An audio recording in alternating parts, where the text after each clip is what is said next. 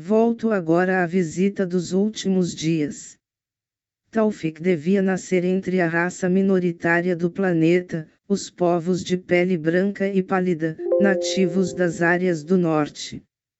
A cidade que escolheu não ficava na região das cidades matemáticas do Grande Tempo, embora muitas das novas cidades tivessem sido construídas nesses locais, não é preciso dizer que sem a mínima ideia de suas potencialidades.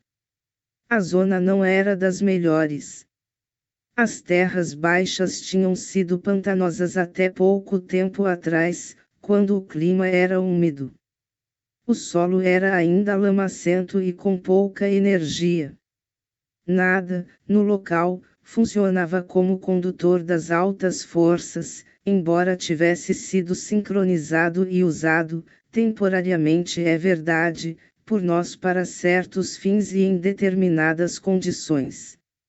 Era a cidade principal de uma pequena ilha que, por suas qualidades belicosas e aquisitivas, dominara uma boa parte do globo, mas esse domínio sofria agora um retrocesso. Taufik era John, nome que usava com frequência em suas missões, Ian, John, Chan, Yaya, Khan, Ivan e assim por diante. Era John Brent Loxford. Tinha escolhido pais da classe média, essa escolha era um fator importante, objeto de julgamento cauteloso, uma vez que a sociedade dividia-se absurdamente em classes e castas, separadas por desconfiança mútua. A missão de Taufik exigia que fosse uma pessoa com grande conhecimento das regras segundo as quais os indivíduos ou partes da sociedade, constantemente envolvidos em guerras e discussões, controlavam a si mesmos e os outros. E ele havia conseguido. Sua juventude foi inteligentemente aproveitada, adquiriu os conhecimentos necessários e, com pouca idade, já era uma pessoa de importância. Assim como nas altas esferas os jovens promissores são observados por pessoas de cuja existência não têm a menor ideia, embora possam imaginar ou adivinhar, nas baixas esferas de atividades, várias são as possibilidades preparadas para aqueles que provam sua capacidade, e John, desde a infância, tinha sido observado por pessoas de influência, como dizem os ticastianos. Mas as influências não eram de modo nenhum iguais.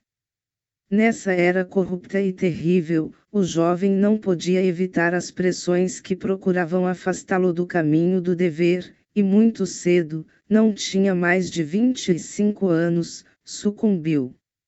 Sabia que estava fazendo algo errado.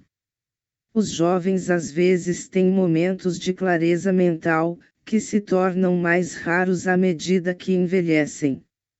Em alguma parte do seu ser conservara o conhecimento de que era destinado a realizar alguma coisa.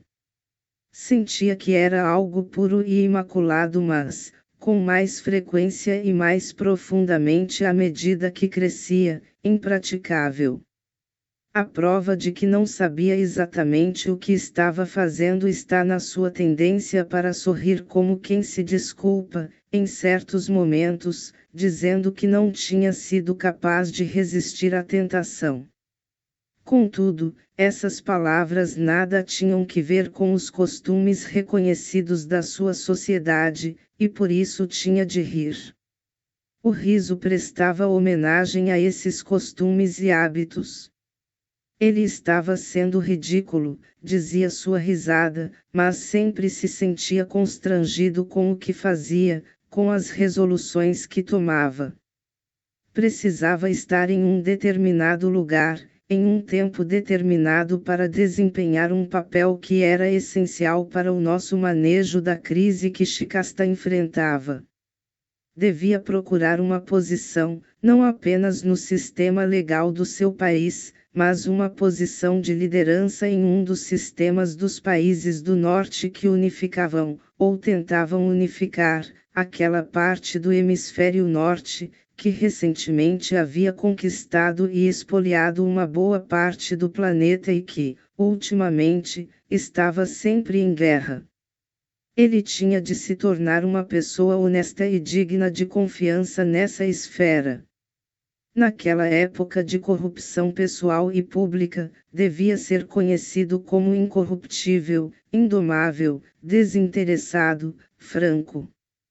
Mas acabava de deixar o último estabelecimento cultural, uma escola de elite que preparava a classe administrativa, quando se desviou do caminho certo. Em vez de ocupar uma posição secundária nos conselhos do referido bloco dos países do Norte, como tinha sido planejado por nós, e por ele, naturalmente, como Taufik, empregou-se em uma firma de advocacia conhecida pelo número dos seus membros que se dedicavam à política. A Segunda Guerra Mundial terminara recentemente, terminologia de Shikasta. Ver História de Shikasta, volumes de 2955 a 3015, O Século da Destruição. John tinha tomado parte na guerra, vira muita ferocidade, expoliação, sofrimento. Seus julgamentos e todo o seu ser foram terrivelmente afetados, como o de todas as pessoas viventes. Passou a desempenhar um papel importante, exatamente como devia, mas uma das mais falsas ideias da época, a política, penetrara em sua mente. Não desejava apenas o poder, a autoridade pura e simples, não, via-se como alguém capaz de influenciar as coisas para melhor. Era um idealista, uma palavra que define as pessoas que atribuem a si mesmas a qualidade de desejar o bem dos outros e não o próprio interesse. E registro aqui, como um parêntese, que se podia dizer isso de muitos dos nossos bons cidadãos, para usar o termo chicastiano, daquele tempo. Escolhiam o caminho errado e destrutivo, acreditando que eram melhores do que os outros cuja crença no próprio interesse era declarada abertamente, porque eles, e somente eles, sabiam como deviam ser conduzidos os negócios práticos do planeta. Uma reação emocional aos sofrimentos de Shikasta era considerada por eles qualificação suficiente para curar todos esses sofrimentos. As atitudes descritas neste parágrafo definem a política, os partidos políticos, os programas políticos.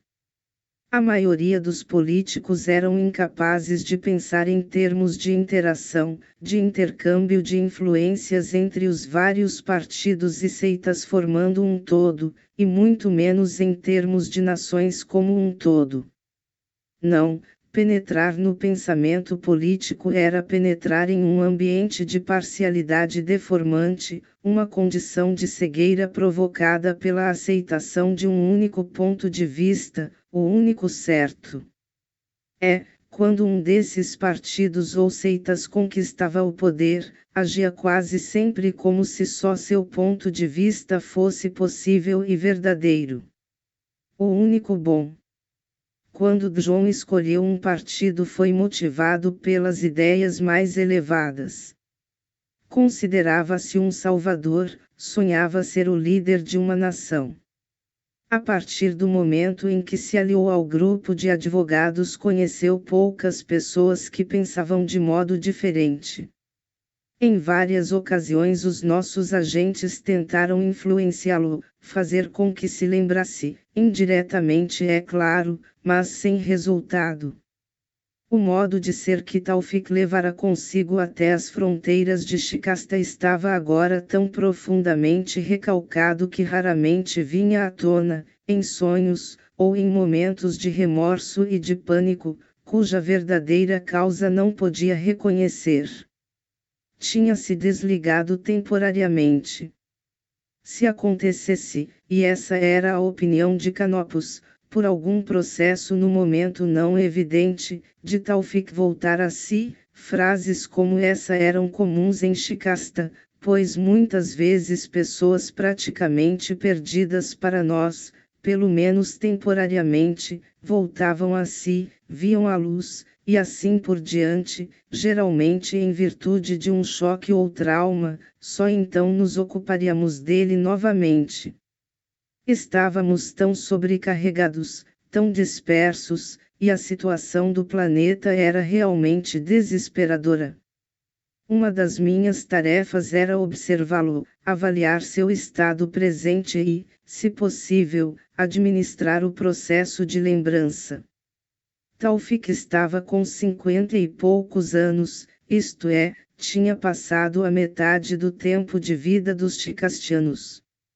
Estava, porém, destinado a viver mais do que a maioria, sua missão final determinava que tivesse cerca de 75 anos quando passasse a representar os idosos.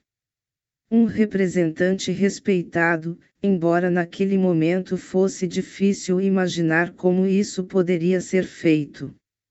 João morava em um bairro rico da cidade e sem dúvida descreveria o próprio modo de vida como moderado, pois não contrastava demais com o que era comum naquela área geográfica, mas, de acordo com o julgamento que seria universal muito em breve, segundo os padrões globais, era uma vida vergonhosa, perdulária e libertina.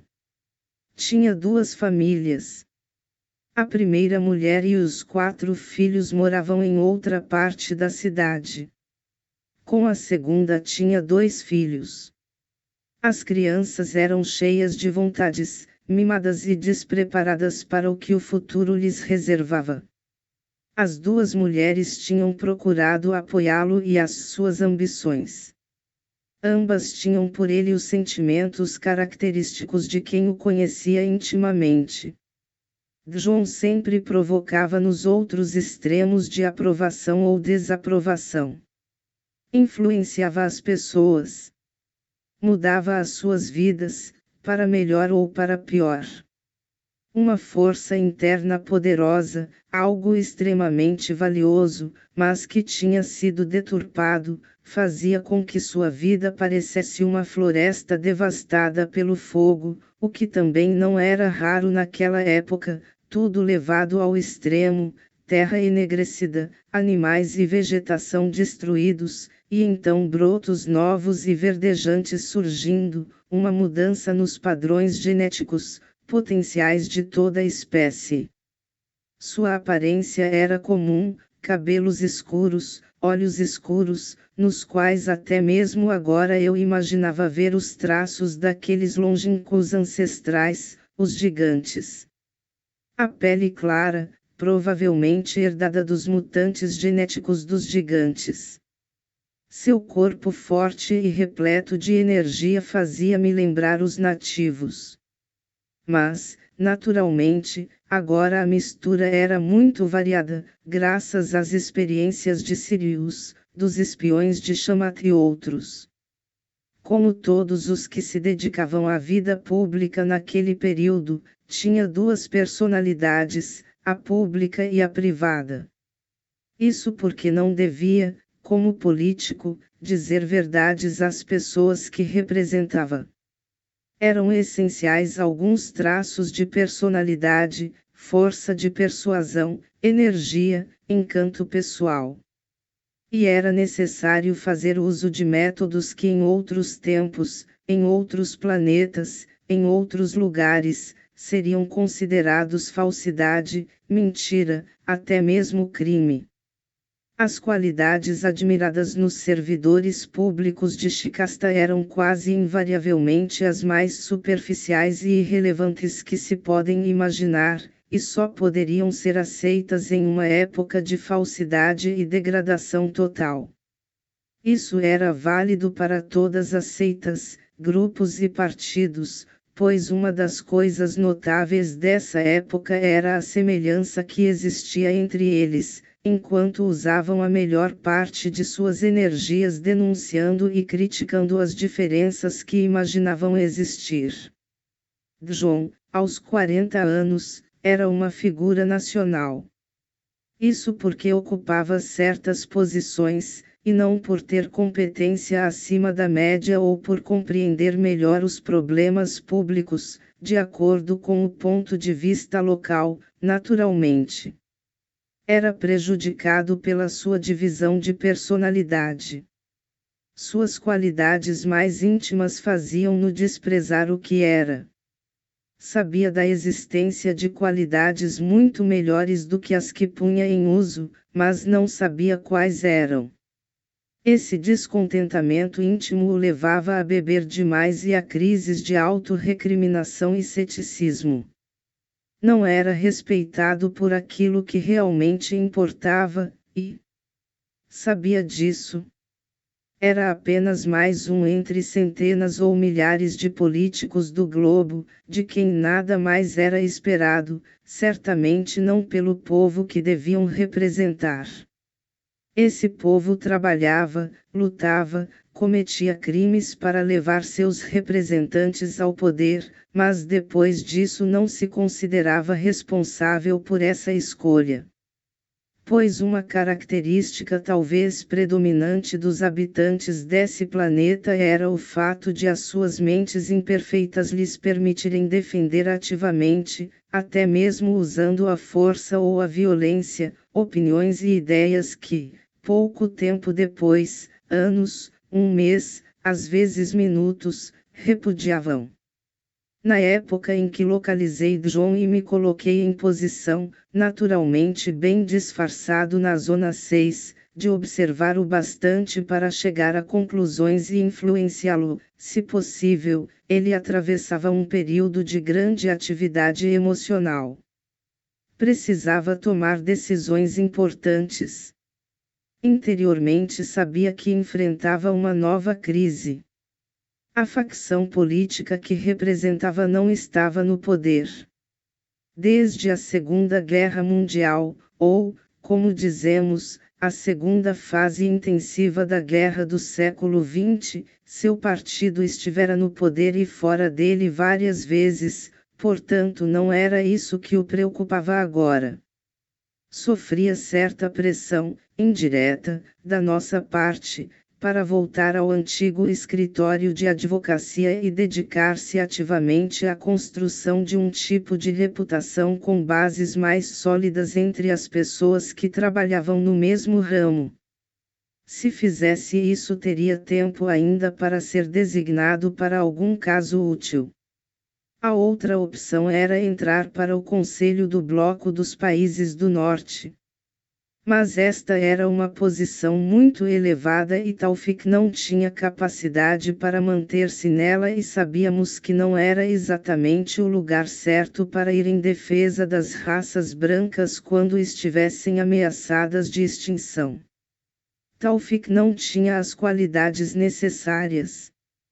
Em nossa opinião, se aceitasse esse posto estaria cometendo um erro. Sua mulher, a segunda, com quem vivia, pensava como nós.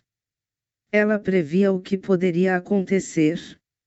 Não lhe agradava a ideia de que o marido se tornasse um sectário fanático. A primeira mulher também pensava assim. Na verdade, ambas tinham casado com ele atraídas por seus poderes em potencial, ainda ocultos e não usados e que afinal Taufik jamais usou. Por isso estavam desapontadas, mas Taufik não compreendia e as duas sentiam-se frustradas e amarguradas. O segundo casamento estava à beira do fracasso. Por tudo isso John atravessava uma severa crise mental.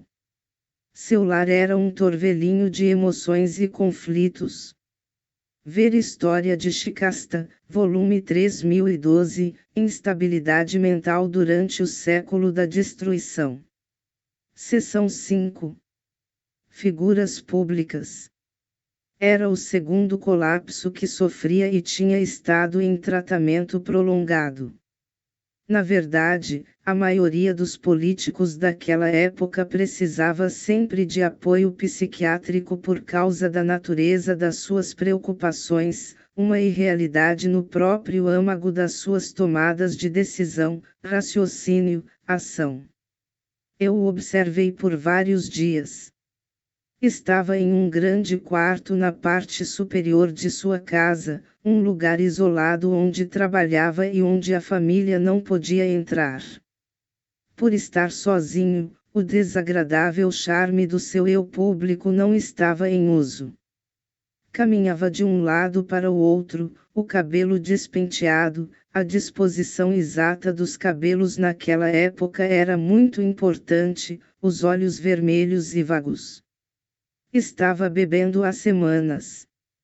Enquanto andava, gemia e resmungava, curvava-se, endireitava o corpo, como para aliviar uma dor interna, sentava-se, cruzava os braços sobre o peito, as mãos agarrando os ombros, ou atirava-se sobre a cama e dormia por alguns momentos, acordava e continuava a andar pelo aposento. Tinha resolvido unir-se ao Bloco do Norte. Sabia que era um erro, mas ao mesmo tempo não sabia. Seu eu racional, aquele no qual confiava, e na verdade, sua mente era dotada de um raciocínio claro, via apenas as oportunidades para sua ambição, que ele definia como progresso, justiça e assim por diante. Via o Bloco do Norte cada vez mais poderoso, desenvolvendo-se com sucesso, para a satisfação de todos os interessados.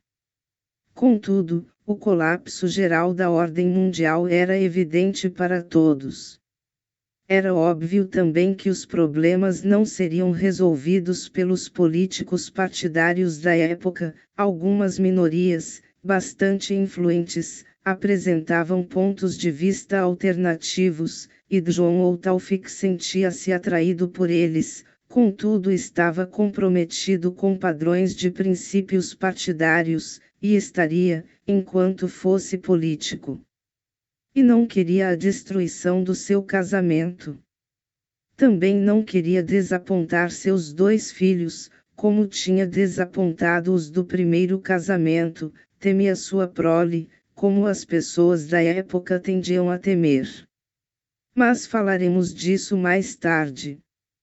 Se ele continuasse como membro do parlamento local, ia sentir-se cada vez mais inútil e frustrado, isso não era nenhuma alternativa para ele.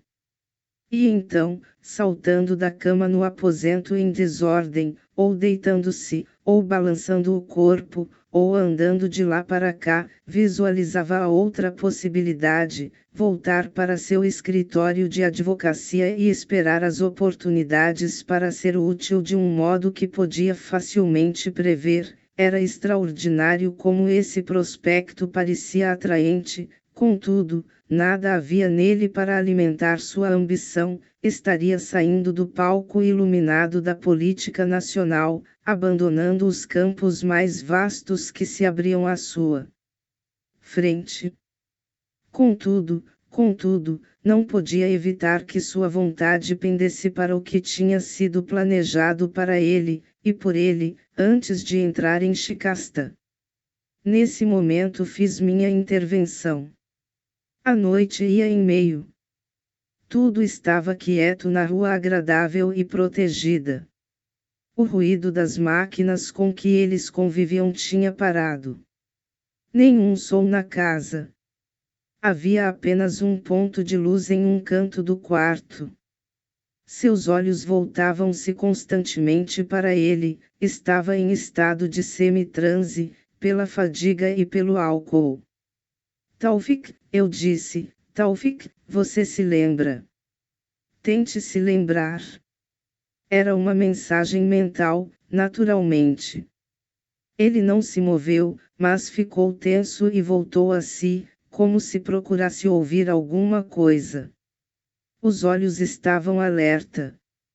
Naqueles olhos negros e fortes, pensativos agora, e em tudo o mais reconheci meu amigo, meu irmão. Taufik, repeti.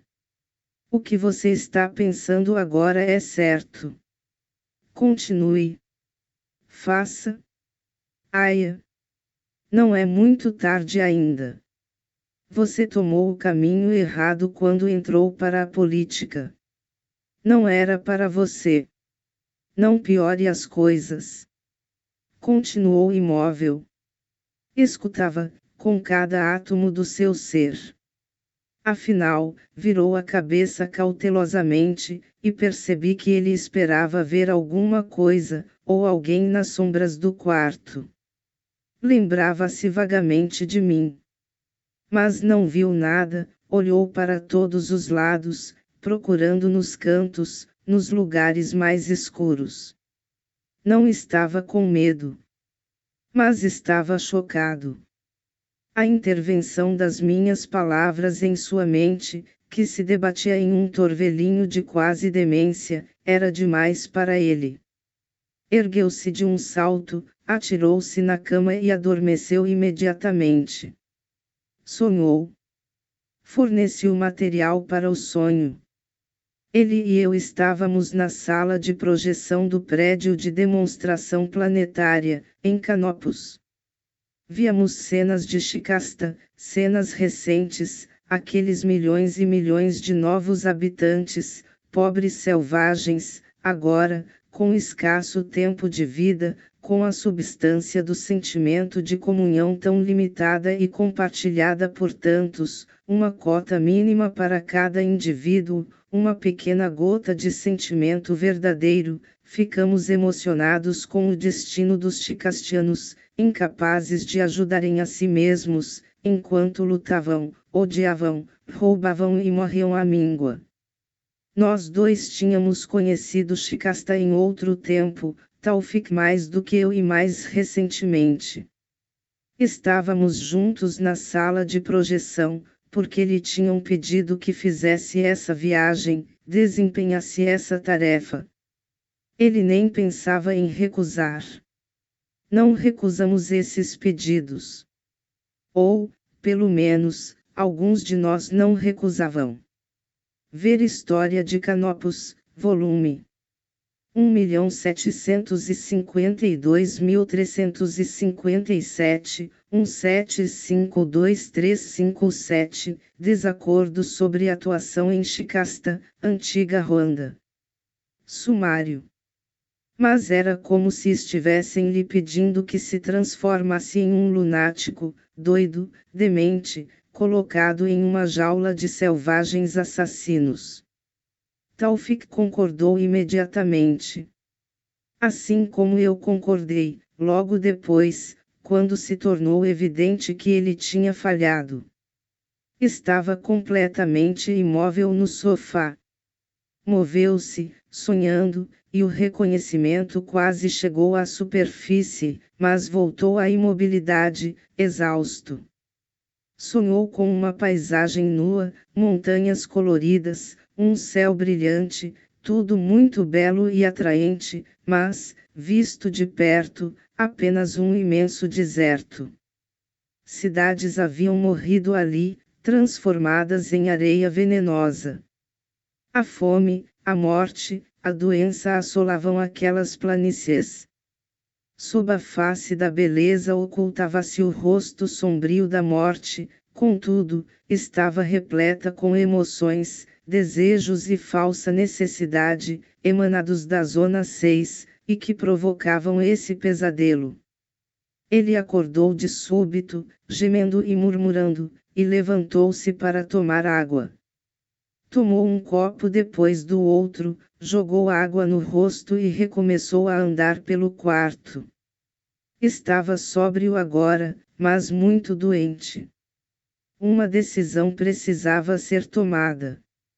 E imediatamente, do contrário ele morreria sob tamanha tensão. Passou o dia todo naquele quarto. A mulher subiu para levar-lhe comida e ele agradeceu, mas tão distraidamente, com tanta frieza que ela resolveu definitivamente divorciar-se dele. Não tocou na comida. Seus olhos estavam sem vida. Fixos no espaço. Violentos. Atirou-se na cama para dormir e levantou-se de um salto novamente. Estava com medo. Tinha medo de me encontrar, o seu amigo, seu alter ego, seu irmão. Estava sendo aterrorizado por Canopus, quase levado à demência, Canopus, que era o seu lar e o mais profundo do seu ser. Quando afinal adormeceu, porque não tinha forças para se manter acordado, fiz com que sonhasse conosco, com um grupo dos seus amigos, seus verdadeiros companheiros. Sorria enquanto sonhava. E chorou, as lágrimas escorrendo pelo rosto, enquanto, no sonho, andava e falava conosco, consigo mesmo. E acordou sorrindo, e desceu para dizer à mulher o que tinha decidido. Ia aceitar essa nova posição, o novo emprego importante. Falou, usando toda a falsa afabilidade do seu eu público. Mas eu sabia que o material fundido em sua mente durante o sonho permaneceria com ele e o faria mudar. Eu sabia, podia prever com exatidão, pois no meu íntimo havia um quadro nítido, que mais tarde, nos tempos terríveis que nos aguardavam, eu, um jovem, o confrontaria e lhe diria as palavras certas e funcionais. E ele se lembraria. Um inimigo, pois era isso o que ele seria por algum tempo, se transformaria em amigo novamente, voltaria a si. História de Shikasta, volume 3012, O Século da Destruição. Extraído do sumário. Durante os 2 últimos séculos, as faixas estreitas a noroeste da principal massa de terra de Shikasta, com superioridade técnica sobre o resto do globo, conquistou fisicamente ou dominou, por outros meios, grande número de culturas e civilizações. O povo da faixa noroeste caracterizava-se por uma peculiar insensibilidade aos méritos das outras culturas, uma insensibilidade sem paralelo na história. Uma infeliz combinação de circunstâncias foi responsável por isso. 1. Esses povos recentemente haviam emergido do barbarismo.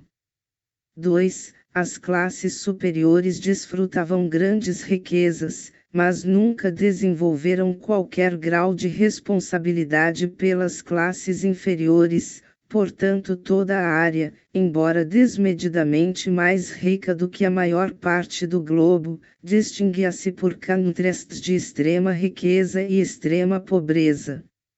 Não era assim durante o breve período entre as fases segunda e terceira da Guerra do século XX.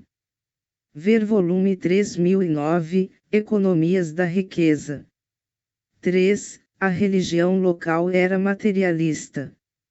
Isso também se devia a uma infeliz combinação de circunstâncias, uma geográfica, outra, o fato de ter sido um instrumento das classes privilegiadas durante a maior parte da sua história, e outra ainda, por ter conservado em menor quantidade do que a maioria a religião ensinada por seu fundador. Ver volumes 998 e 2041, Religião como instrumento controlador de castas. Por esses e outros motivos, os praticantes dessa religião pouco fizeram para mitigar a crueldade, a ignorância, a estupidez dos habitantes das faixas do Noroeste. Ao contrário, eram os piores criminosos. E assim, durante mais ou menos 2 séculos, uma das características dominantes do cenário shikastiano foi o domínio da raça branca minoritária, arrogante e vaidosa, sobre a maior parte do planeta habitada por outras raças, culturas e religiões que, no conjunto, eram superiores às da raça dominante.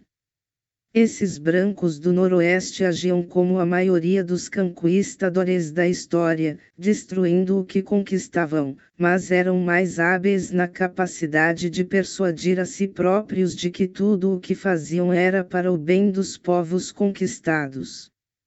Por essa parte é que a religião acima mencionada deve ser considerada responsável. A Primeira Guerra Mundial, para usar a terminologia shikastiana, para nós, a primeira fase intensiva da Guerra do século XX, começou com uma disputa entre os povos do Noroeste sobre despojos de conquista. Distinguiu-se por uma selvageria jamais igualada pelos bárbaros mais cruéis. E por extrema estupidez. O desperdício de vidas humanas e dos produtos da terra foi, para os observadores, simplesmente incrível, mesmo julgados pelos padrões chicastianos. Caracterizou-se também pela incapacidade total das populações para compreender o que estava acontecendo. A propaganda em grande escala foi tentada pela primeira vez, com métodos de doutrinação baseados em novas tecnologias, e teve sucesso.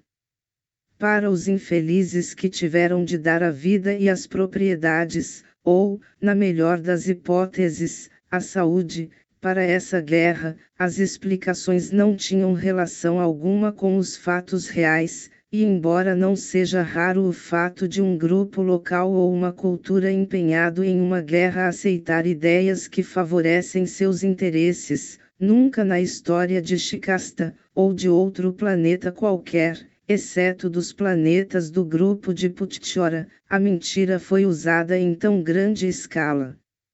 Essa guerra durou 5 anos do tempo de Shikasta. Terminou com uma doença que eliminou 6 vezes mais indivíduos do que a luta propriamente dita. A guerra dizimou, especialmente nas faixas do Noroeste, uma geração de homens jovens. Mas, o pior resultado em potencial, reforçou a posição das indústrias de armamentos, mecânicos, químicos e psicológicos, a tal ponto que essas indústrias passaram a dominar os governos de todas as nações participantes. Acima de tudo, essa guerra tornou mais bárbara e abaixou o nível, já bastante baixo, da conduta aceita no que chamavam de mundo civilizado, que para eles significava as faixas do Noroeste. Essa guerra, ou essa fase da guerra do século XX foi o alicerce da guerra seguinte. Várias áreas, em razão dos sofrimentos causados pela guerra, explodiram em revoluções, compreendendo uma área que se estendia das faixas do Noroeste por milhares de quilômetros até o Oceano da Costa Leste. Esse período viu o começo de um julgamento dos governos como bons ou maus não por seu desempenho, mas de acordo com rótulos e nomes. A razão principal foi a deterioração provocada pela guerra. Não podemos passar anos e anos mergulhados em uma propaganda falsa e mentirosa sem que as nossas faculdades mentais sejam prejudicadas. Esse é um fato verificado por todos os nossos emissários em Shikasta.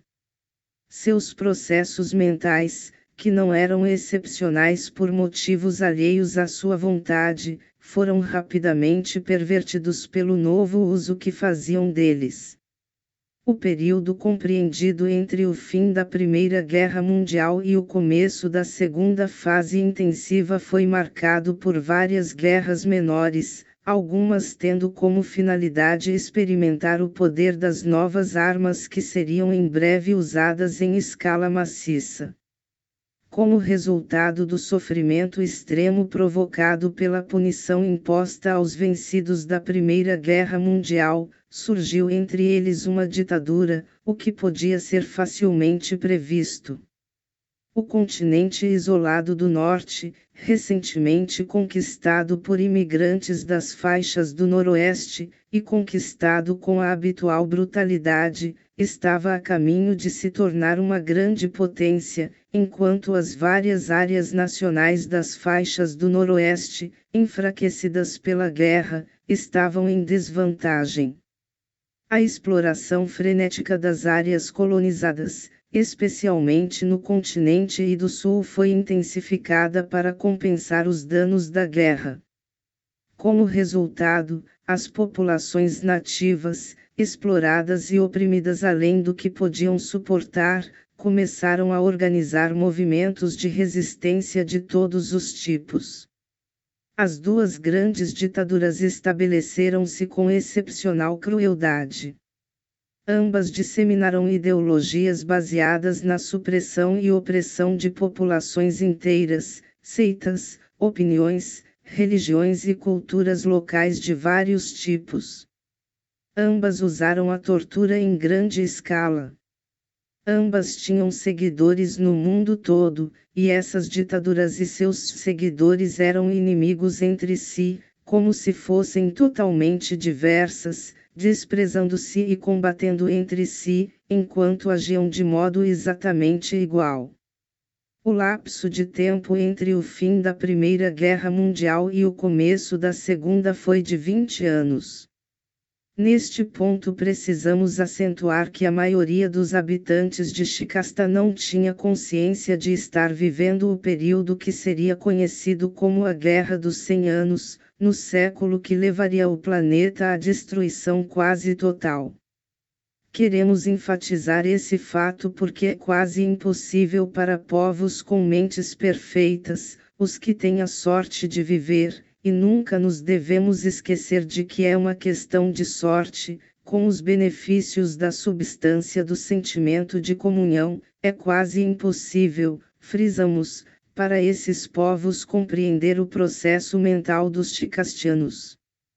Quando as culturas do mundo todo estavam sendo arruinadas e destruídas por tecnologias viciosamente inadequadas, as guerras assolavam várias partes, populações inteiras desapareciam, tudo isso deliberadamente, para possibilitar o domínio das castas superiores, quando toda a riqueza das nações era gasta em guerras, na preparação para a guerra, na propaganda da guerra, em pesquisa para a guerra, quando os níveis gerais de decência e honestidade desapareciam a olhos vistos, e a corrupção estava em toda parte. Quando tudo isso acontecia, esse pesadelo de dissolução, seria realmente possível, pode-se indagar, que essas pobres criaturas acreditassem que no total tudo estava bem?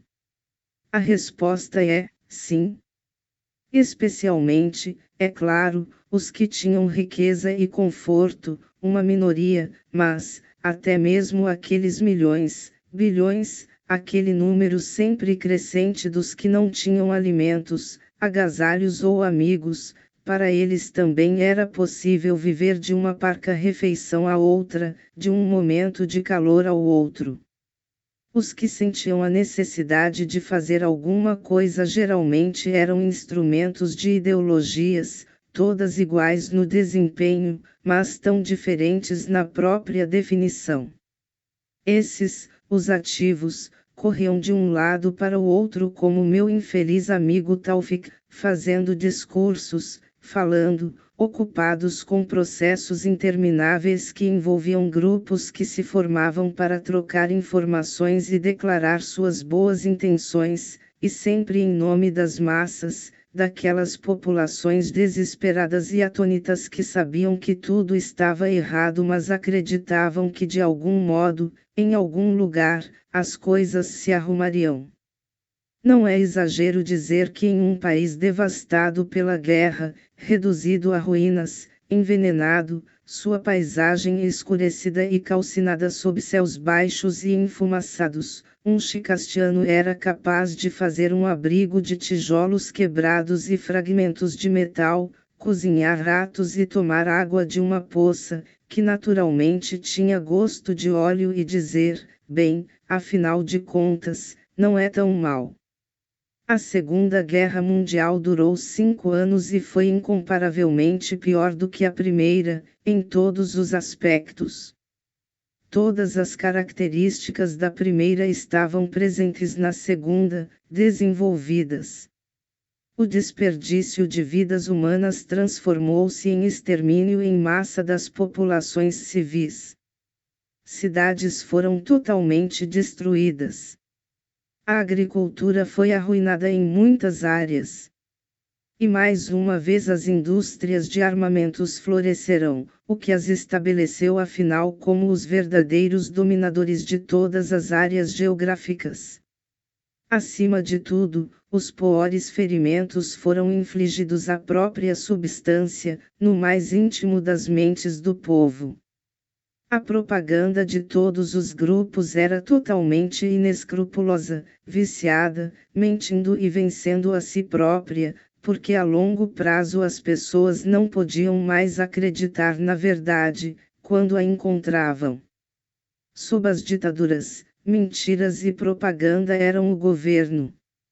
A manutenção do domínio das partes colonizadas era feita por meio de mentiras e propaganda mais eficientes e importantes do que a força física, e a retaliação do vencido e subjugado tomou a forma do fator mais importante e influente, a mentira e a propaganda. Era o que tinham aprendido com seus conquistadores. Essa guerra alastrou-se pelo globo inteiro. A Primeira Guerra, ou primeira fase da guerra, envolveu apenas parte. No fim da Segunda Guerra Mundial não havia nenhuma área de Shikasta que não estivesse subjugada por inverdades, mentiras, propaganda. Essa guerra demonstrou também a força das armas que podiam levar o mundo à destruição total. Não é preciso dizer que essa demonstração foi acompanhada de palavras como democracia, liberdade, progresso econômico. A degeneração do que já era degenerado acelerou-se. No fim da Segunda Guerra Mundial, uma das grandes ditaduras foi derrotada, na mesma área em que sofrerá a maior derrota na Primeira Guerra Mundial. A ditadura que vigorava em grande parte da massa de terra central ficou enfraquecida, quase vencida, mas sobreviveu e recuperou-se lentamente. Outra vasta área da massa de terra central, a leste dessa ditadura, encerrou um período de meio século de guerras locais, guerras civis, sofrimento, e mais de 100 anos de exploração e invasão dos povos do Noroeste, transformando-se em ditadura. O continente isolado do Norte fortalecera-se com a guerra e era agora uma potência. As faixas do Noroeste debilitaram-se, de um modo geral. Foram obrigadas a libertar suas colônias. Empobrecidas, embrutecidas, embora vencedoras, formalmente, deixaram de ser potências mundiais. Abandonando as colônias, deixaram nelas a tecnologia, uma ideia de sociedade baseada somente no bem-estar físico, na satisfação física, no acúmulo de bens materiais, para culturas que, antes de conhecerem os destruidores do Noroeste, tinham estado mais intimamente ligados a canopos do que os marginais que as dominaram. Esse período pode ser designado, de acordo com alguns de nossos estudiosos, como a Idade da Ideologia. Para essa definição, ver volume 3011, sumário. Os grupos políticos estavam todos entrincheirados atrás de ideologias defendidas acerbamente. As religiões locais continuaram infinitamente divididas e subdivididas, cada uma entrincheirada atrás de sua própria ideologia. A ciência era a ideologia mais recente. A guerra a fortalecera de modo extraordinário. O pensamento científico, a princípio flexível e aberto, havia se enrijecido, como tudo em Shikasta, e os cientistas, em geral, excluímos indivíduos nessa área, como em todas as outras, eram tão insensíveis à experiência real quanto tinham sido os religiosos. A ciência, seus princípios básicos, seus preconceitos controlaram o globo, sem apelação.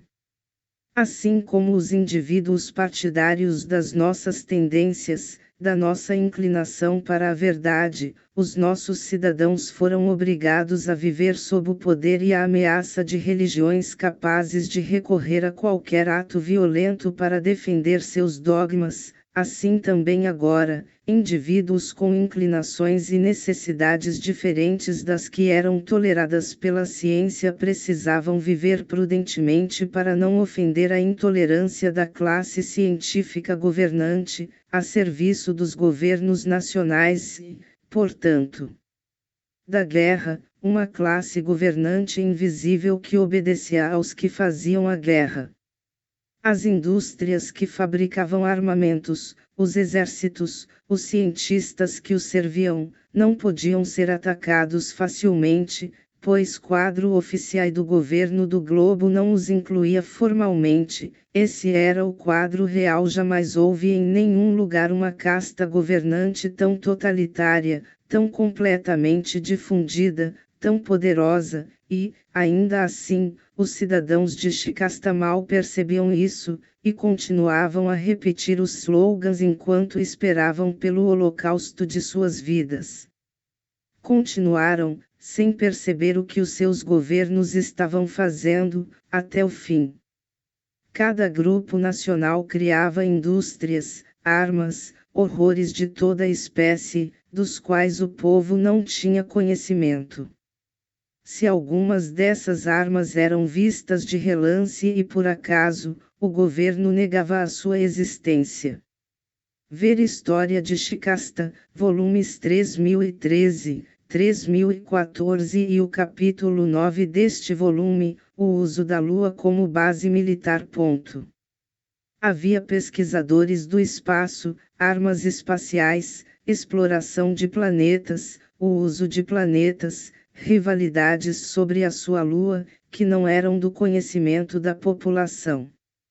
E chegamos ao ponto em que é preciso dizer que as populações, os indivíduos comuns eram infinitamente melhores, de mentes mais sãs do que aqueles que os governavam. A maioria deles teria ficado chocada se soubesse o que estava sendo feito pelos seus representantes. Podemos afirmar com certeza que, se pelo menos uma parte do que estava sendo feito chegasse ao seu conhecimento, teria havido revoltas em massa no globo inteiro, massacres dos governantes, desordens. Infelizmente, quando um povo está indefeso, traído, enganado, não tem outras armas a não ser as da desordem, pilhagem, assassinato em massa, denúncia, que, afinal, são inúteis. Nos anos que se seguiram ao fim da Segunda Guerra Mundial, houve muitas pequenas guerras, algumas tão extensas e cruéis como as que no passado recente foram definidas como maiores. As necessidades das indústrias armamentistas, tanto quanto as da ideologia, ditavam a forma e a intensidade dessas guerras. Durante esse período houve o extermínio selvagem de povos primitivos, antes autônomos, especialmente no continente isolado do Sul, conhecido também como Continente Segundo do Sul. Ainda nesse período, revoltas coloniais foram usadas por todas as grandes potências para seus próprios interesses.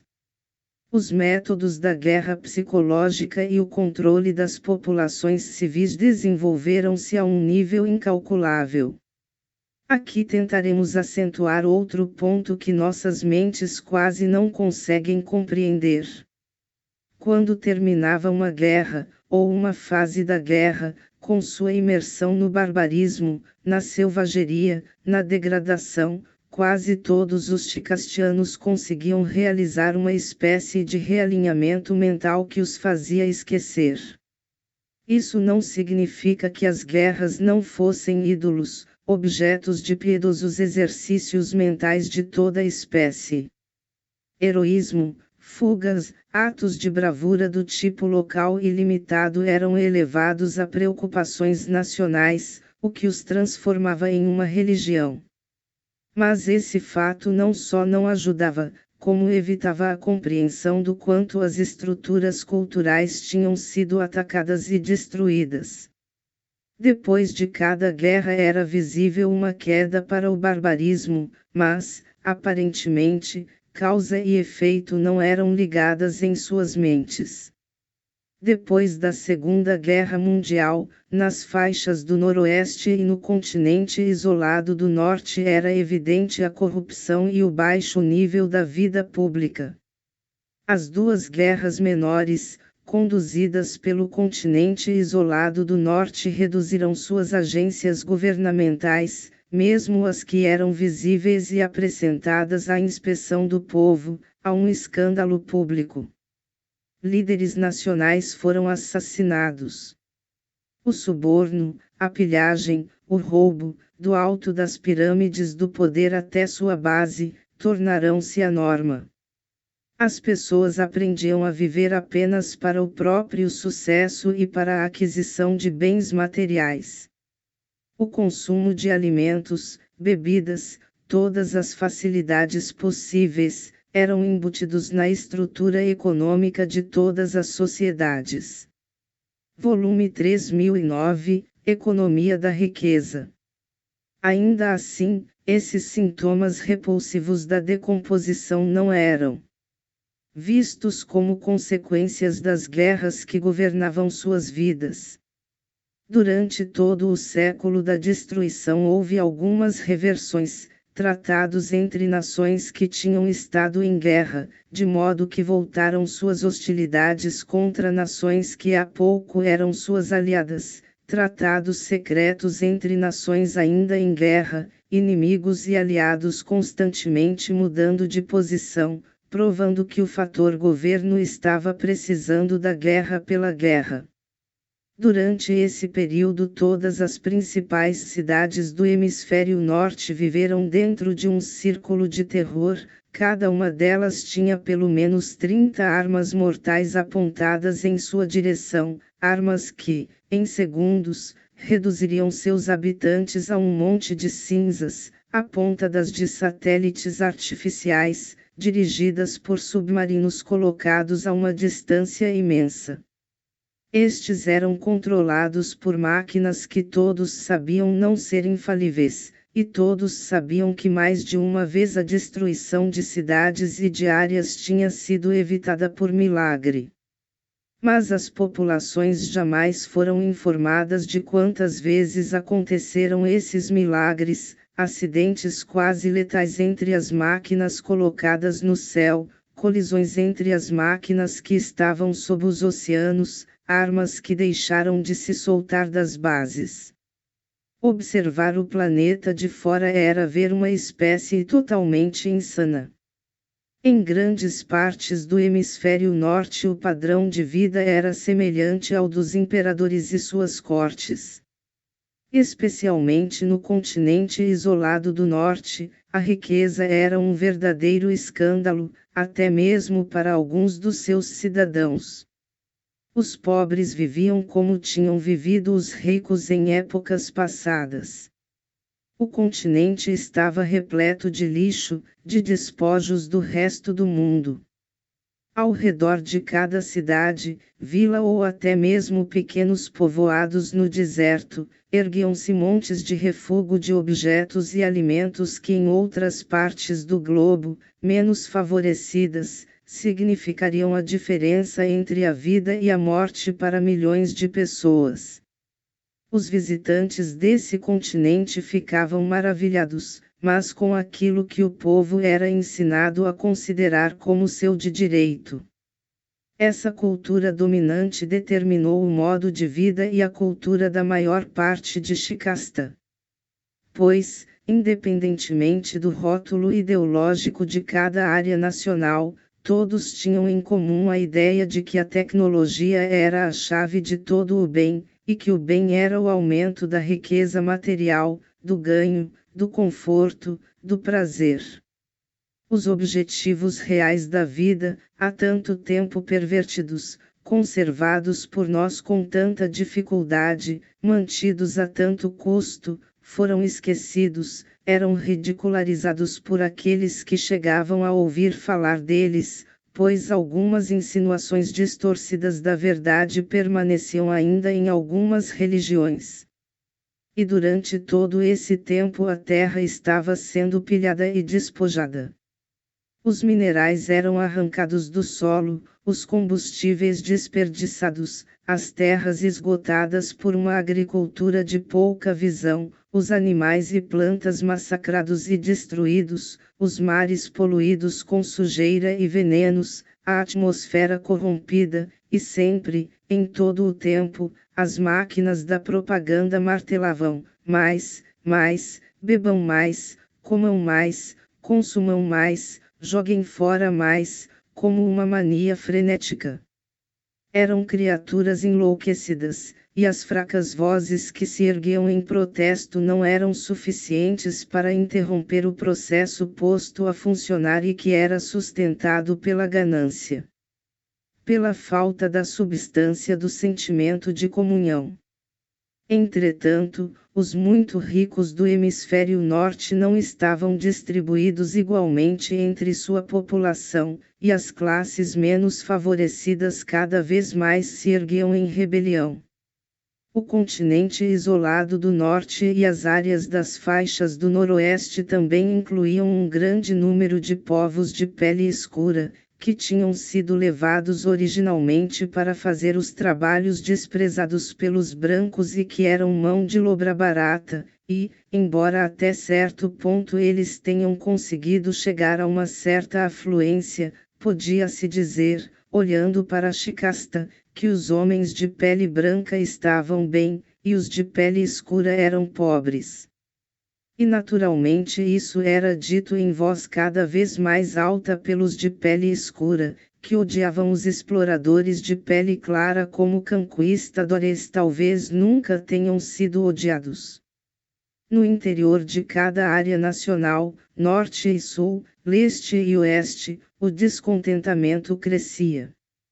Não apenas por causa do abismo entre ricos e pobres, mas porque seu modo de vida, no qual o aumento do consumo era o único critério a ser seguido, entristecia e deprimia cada vez mais suas personalidades verdadeiras, suas personalidades ocultas, que não eram alimentadas, eram ignoradas, famintas, enganadas por quase todas as instituições, por todas as autoridades, que segundo lhes tinham ensinado, deviam respeitar, mas que não conseguiam. Cada vez mais os dois continentes principais do hemisfério sul eram atingidos por guerras e desordens de toda espécie, às vezes, guerras civis entre negros, às vezes entre negros e os remanescentes da opressão dos brancos, e entre seitas rivais e juntas e grupos de força. Abundavam as ditaduras locais. Vastos territórios eram privados de suas florestas, espécies de animais destruídas, tribos assassinadas ou dispersas. Guerra. Guerra civil. Assassinato. Tortura. Exploração. Opressão e supressão. E sempre mentiras, mentiras, mentiras. Sempre em nome do progresso, da igualdade, do desenvolvimento, da democracia. A ideologia principal em toda a Shikasta consiste agora em variações desse tema de desenvolvimento econômico, justiça, igualdade, democracia. Não era a primeira vez na miserável história desse século terrível que esta ideologia, justiça econômica, igualdade, democracia e tudo o mais, tomava o poder quando a economia de uma área estava completamente desorganizada. As faixas do Noroeste foram dominadas por governos da esquerda, que presidiram a descida para o caos e a miséria. As áreas antes exploradas do mundo regozijaram-se com a queda dos seus antigos perseguidores, seus carrascos, a raça que os tinha escravizado, feito deles servos, que lhes tinha roubado o que possuíam e que, acima de tudo, os desprezava pela cor de sua pele e havia destruído sua cultura indígena, agora finalmente compreendida e valorizada, mas era muito tarde, pois eles tinham sido destruídos pela raça branca e pela sua tecnologia. Ninguém podia salvar as faixas do Noroeste, presas nas garras de ditaduras massacrantes e repetitivas, dogmáticas, incapazes de resolver os problemas que tinham herdado, sendo o pior de todos o colapso dos impérios que tinham trazido riquezas, deixando-los em um vácuo e com ideias irreais do que realmente eram, da sua importância na escala global. A vingança desempenhou sua parte, uma parte considerável em tudo o que aconteceu. O caos governava. Caos econômico, mental, espiritual, uso esta palavra no exato sentido canopiano, governava, enquanto a propaganda rugia e trombeteava nos alto-falantes, no rádio, na televisão. O tempo das epidemias e das doenças, o tempo da fome e das mortes em massa tinha chegado. Na principal massa de terra, duas grandes potências travavam um combate mortal. A ditadura que nascera no fim da Primeira Guerra Mundial, no centro, e a ditadura que se apossara das áreas do leste, agora provocavam o conflito na maior parte de Shikasta, de forma direta ou indireta. A ditadura mais jovem era também a mais forte. A mais antiga começava a declinar, seu império esgarçava-se, suas populações revoltavam-se, a classe governante tornava-se cada vez mais remota, mais distante do povo, processos de crescimento e decadência que, no passado, se realizavam em 2 séculos agora se desencadeavam em poucas décadas. Essa ditadura não conseguiu suster o avanço da ditadura do leste, cujas populações estavam ultrapassando suas fronteiras. Essas massas superaram boa parte da ditadura mais antiga, e em seguida as faixas do Noroeste, em nome de uma ideologia superior, embora fosse de fato uma versão da ideologia predominante nas faixas do Noroeste. Os novos senhores eram inteligentes, sagazes, hábeis, previram para si mesmos o domínio das principais massas de terra de Shikasta e a continuação desse domínio. Enquanto isso, as pilhas de armamentos cresciam. A guerra começou com um erro. Um mecanismo falhou e grandes cidades foram envoltas em poeira mortal. Essa possibilidade tinha sido prevista constantemente pelos técnicos de todos os países, mas as influências de Shamat eram muito fortes. Em pouco tempo, quase todo o hemisfério norte estava em ruínas. Ruínas muito diferentes das deixadas pela Segunda Guerra, cidades que foram rapidamente reconstruídas. Não, essas ruínas eram inabitáveis, a terra estava envenenada. Armas até então secretas enchiam os céus, e os sobreviventes que começavam a morrer, cambaleando e chorando e vomitando nas ruínas, erguiam os olhos para assistir às batalhas titânicas e, com seu último alento, murmuravam, falando de deuses e demônios, de anjos e inferno. Havia abrigos subterrâneos, protegidos contra a irradiação, os venenos, as influências das armas químicas, impulsos sonoros mortais, raios da morte. Tinham sido construídos para as classes governantes. Alguns membros dessas classes sobreviverão. Em áreas remotas, ilhas, locais protegidos naturalmente, algumas pessoas sobreviverão. As populações de todos os continentes do sul e das ilhas foram também afetadas pela pestilência, pelas radiações, pela contaminação do solo e da água e ficaram muito reduzidas em número. No espaço de 2 décadas, dos bilhões e bilhões de habitantes de Shikasta, talvez 1% sobreviveu. A substância do sentimento de comunhão, antes compartilhada por toda aquela multidão, agora era suficiente para sustentar e manter vivos esses sobreviventes, todos com bom temperamento, saudáveis e perfeitos. Os habitantes de Shikasta voltaram a ser o que eram, olharam em volta sem acreditar no que viam, e perguntavam a si mesmos por que tinham estado loucos.